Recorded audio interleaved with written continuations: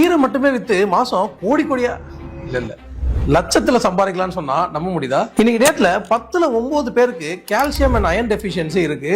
And டாக்டர்ஸும் என்ன சொல்றாங்க, கீரை சாப்பிடுங்க எல்லாம் சரியாயிடும் அப்படின்னு சொல்றாங்க. ஆனா எந்த கீரை நல்லது, அது எங்க கிடைக்கும், எப்படி குவாலிட்டியான கீரையை செக் பண்றதுன்னு இங்க நம்ம பல பேருக்கு தெரியாது.